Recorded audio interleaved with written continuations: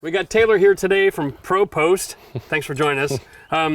You're out here on John's dig site. You're putting in these teleposts. Yeah, what do you actually call them? Helical piles. Yeah. How long has this technology been around? About 23 years. 23 years. Yeah. Wow. Yeah. And has it evolved much in the last? It has, yes. All the galvanization is all newer technology. Okay. All right. So these posts are going to last a heck of a long time. I know my engineer tells me when they're engineering, they're looking for a 50-year product. So can you do an addition of a house with this product? Yes, sir, you can. So this is going to last a long time. Oh, yeah. Longer than you and me. Longer than we care about. Yeah. Longer than the deck. That's yes, because, sir. you know, in Canada, whatever you build outside, it's going to be replaced. Never lasts. Okay, so your process is really simple. Did you have this rig made just for your company? We did, yes. It's a nice. franchise design. Nice, franchise design, proprietary knowledge. Yeah. All right, we were just watching you put in one of the posts, and you're able to go move around rocks? Yep. How long does it take for you to set up the post for the whole deck here? 5 posts like this should be about an hour and a half. No kidding. Yeah. And no digging. Yeah. Boy, that's worth it, eh?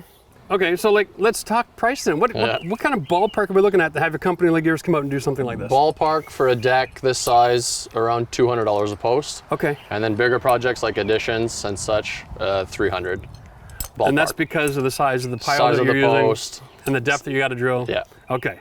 All right. So that got that out of the way because my options nowadays are not very much. Concrete. Right. Concrete. Deck blocks. Yeah. But the concrete now, they're not even happy with just drilling a hole. No, you need they want to excavate. A big foot, they want the footing. I know everything. the Bigfoot. So your cost there has already gone up. Right. Labor's gone up. Okay. So you're a more affordable option than concrete. More efficient, less mess. Right. And quick. you don't disturb anything. You're putting in a post. Yep. You've got some sort of an agreement with municipalities then? You're taking a torque reading? Yep. Is that the idea? Torque spec. Okay, and so then you're making that information available to the homeowner? Yep.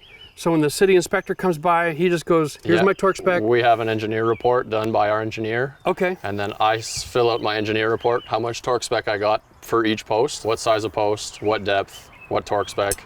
And then I send that to the engineer, he stamps it. We send a conformity letter back to the client. They show that to the inspector. That's brilliant. And that's... So if a homeowner gets a permit to build a deck and he's got drawings, he calls you up. Yep, sends us the drawings. You can drill the holes, build the deck, call the inspector while you're out here having your first cold drink. Yeah. Say, come by whenever you're ready. Yeah, yesterday I was doing my posts and he was building the deck right behind me, beam by beam. That is convenient. Wow, that is actually really cool. Yeah, hard to beat. That is tough to beat. Yeah. So it's a more affordable option. It's a faster process because with concrete, you have to get all of your forms inspected before you can build on it. Yeah. Wow. So then the plan here is Taylor's going to drill the rest of the 5 holes. You're going to fill out your engineer report. You're gone. Yeah, I'm gone. And then John's going to build the deck. Yes, sir. I just get to watch. That's exciting. Like, good day for me. So this is our site, guys. It's pretty simple. It's a, 1.5 story? We call this, a split ranch? Story and a half, split ranch. Story and a half, yeah? That was John. John's a member. He reached out to us and said, hey, I'm doing something really cool. Do you guys want to come by and shoot some video? I said, heck yeah, right? I don't mind standing out in the sun talking for a living. So we're over here. He removed the old deck, and we're right over top of the sump pit area. But because of your technology, that's not a problem. Yeah, we can avoid that. You just need a little bit of clearance, Yeah. right? You're going to drill a bunch of holes so that he can get all of his structure built. This is really simple. Like, no matter what you're facing, this technology is going to solve your problems. All right, Taylor, so I'm looking at your steel post back here, but that's not steel, that's galvanized? Yeah, galvanized steel. What are the options for using these posts? What's your height, your soil conditions? Like, what are your restrictions? Okay, we have 7-foot piles is the most common. Okay. And different size blades on the bottom. Those are like your footing. You okay. 8-inch, 10-inch, 12-inch, and so on. Whoa, you can go 12-inch? Yeah, even bigger, 24, 32. When would you ever need a 24-inch pile? Depends the soil type. Really? Yeah. Evasive soils like clay and such, they have less bearing in the soil, which I can tell by my torque gauge. Yeah, okay. So in that case... So as you're drilling, you know what kind of mesh you're getting into? I know what kind of soil I'm touching, so... Oh, wow. Yeah, it tells me how much torque I have, and then if I can't reach my torque, I either go deeper with extensions or I go bigger blade. But regardless, you can't stop till you get the right torque. Until I get my right torque, yeah. Because the torque is the resistance on the blade, which says, yes, this will hold the structure that I'm building. That's correct. Got it. So those are your common deck. If you've got that kind of a problem at your end, what would a homeowner digging a hole face? Like, we have the whole dig 4 feet down and everybody's happy, but that's not necessarily true then, is it? Well, that's when your deck starts to do this. Right? Okay, yeah. So just because you think you're following the rules doesn't mean you're following a successful plan. So digging 4 feet down might work in some areas, might be good for the left side of your deck, but maybe not the right side of the deck. That's right. That's kind of freaky if you think about it. So what's your basic process? What's your approach to this situation when you get it onto a site? Basically, I'll show up and the client has perfectly marked all the locations of his piles. Okay. Then I come in, there's 3 in the back there, all in a straight line. So I'll do 1 on either end, get them in the right spot. Yep. Then I'll run a string and then I'll put my pile confirm his perfectly markings. on the string so that it's perfectly centered and they're all in a row. Nice. And I'll do the same thing out here. I'll do these 2. Then I cut them off at the right height, put a saddle on, and he's ready to go. Okay, so you're actually going to be cutting the post when you're done? Yeah. Putting in a saddle so that he can then build on Put that. a 6x6 or a 4x4 or whatever we can accommodate. According to the specs. Yeah. All right, so who's in charge of designing the deck? He sends his design and he gets it drawn up. Then he Right. sends us the drawings. Okay. We send our drawings to our engineer. Yes. He tells us what size of pile we would need, what torque spec we need. Okay. I come in, do my install, fill out my engineer report. We send it back to the engineer. He stamps it, and then we give the client their conformity letter. I love that because in my business, every time I ran into a problem, it was the city saying, you remember, when you're dealing with the city, they've got very stringent rules, right? They're not engineers. And if you don't fall in line perfectly with what their rules are, they will not pass your design, even if it makes perfectly good sense. But engineers, they got the stamp. They love the stamp. They just use that stamp and they say, thank you very much, city. We don't really need your assistance. We're done here. I love it. That makes life really simple. So then when you're finished, the client's finished. Yeah, you can build as soon as I leave. Man, oh man. So there's no calling for inspection from the city before you get permission to build. No. There's no waiting around. There's no mess. That's fantastic. I feel like I want to build a deck. All right, Taylor, so talk me through your toy here. So here we have a Kubota tractor Yes. with our own proprietary attachment on the front. Yeah, I noticed this is pretty cool. I mean, you got this bar roll- here. Is this rollover cage. Nice. Yeah. Very cool. So basically I have about 275 degrees of view for my boom. Yeah. So I can go anywhere I want. I can install the pile back here, I can install it up there, I can install it over there, all from being in So one you spot. can work in a pretty tight space. Yeah, we have nice turf tires so that we don't damage any lawns like a machine with tracks would. But we have a backhoe on the back in case we hit any rocks so we can just take them So out of that's the way. interesting because you know you did first pile already, and you had a bit of struggle there. Yeah. I saw you pull it back out of the ground and you beat the daylights out of it and open up the mouth. Yeah, you can open up the blade. That's a little Right. pro trick. So then you got past the rock. Yeah, I got past the rock, got my proper depth. But if you can't get past the rock, then you can go back to digging again. Yeah, I spin myself around, pull the rock out of the way, Right. because you have to be in the exact spot you have to be. So Right. if Because you got a boulder in the way, you've got a drawing and you've got to put that That's piper it. in the right spot. Yeah, so you got to pull So that then rock once the out of the way. boulder's gone, how do you go back to pile again? You backfill the hole, then you screw through, and Okay. as long as you get your proper torque spec, you're good to go. And in that case, you might have to go a little deeper, but we have extensions for that. You've got extensions you can add to the pipe. Yes, sir. And it's all 100% galvanized extensions, Yeah. and No rust. this is just too easy. All right. Wow, I'm loving this. I think I'm gonna join the company. All right, Taylor. So you're just using this as your like a joystick. Yeah, it's Yeah. a wireless transmitter connected to the front end of the tractor. So I can stand anywhere I want and control the machine, and I can be right in, up close, check in my pipe, see if it's level, controlling it all You know, from it'd be right cool if the company would actually make this look like a PlayStation controller. here. Yeah, good for everyone.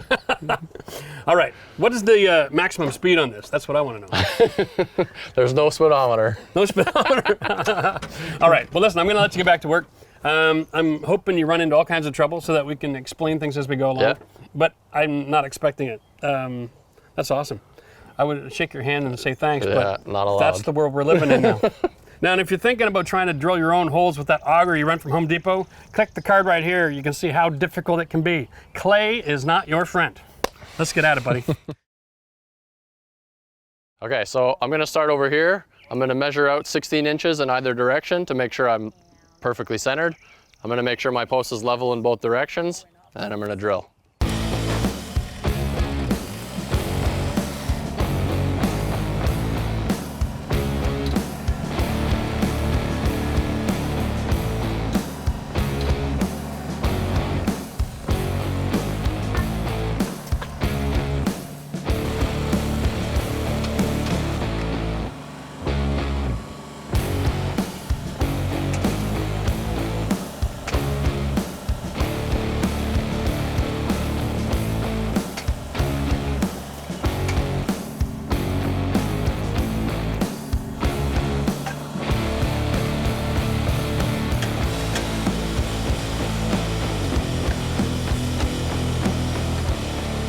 So here we have a rotating head here.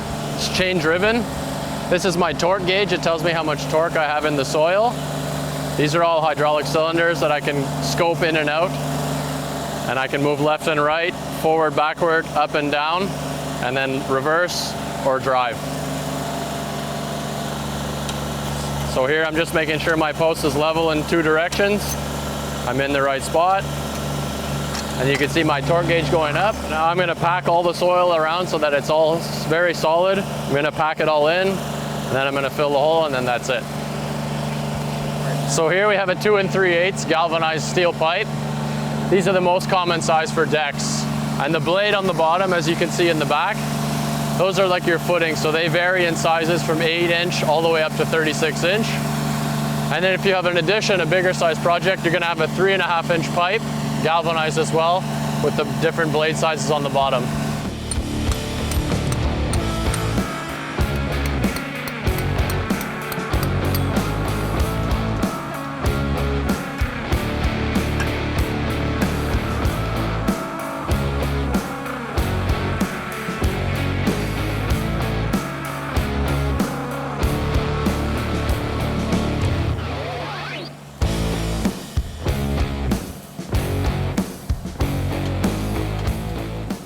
So if I hit a rock on my way in, I usually feel it.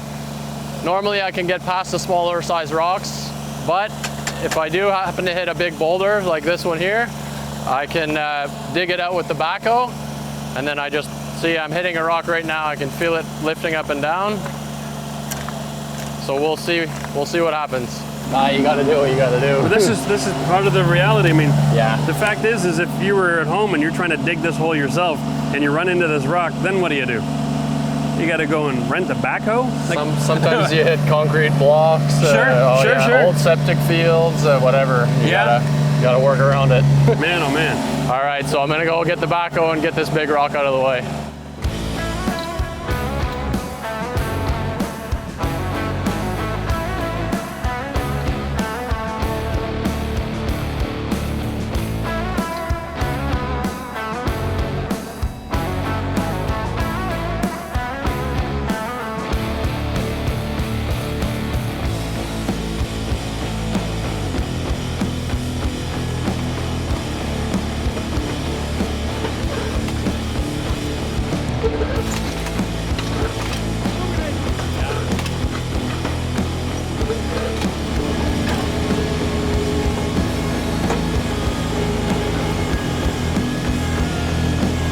On there?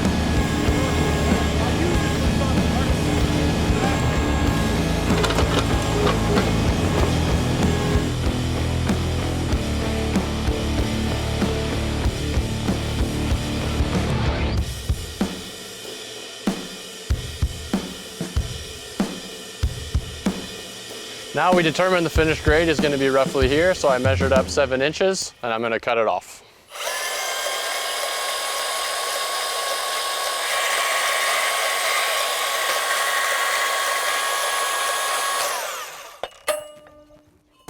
Okay, so once your post is cut, I'm going to put my laser level on, and I'm going to mark the rest of the posts and cut them all at the exact same height.